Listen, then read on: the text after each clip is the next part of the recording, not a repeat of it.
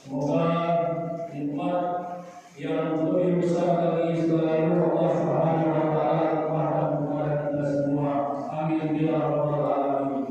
Selamat dan salam semoga selalu tercurah kepada kita dan para sahabatnya. Semoga kita akan menjadi pengikut dia yang setia pada akhir zaman dan insyaallah mendapat syafaat di yaumil akhir. Amin ya rabbal alamin. Bapak Ibu hadirin jemaah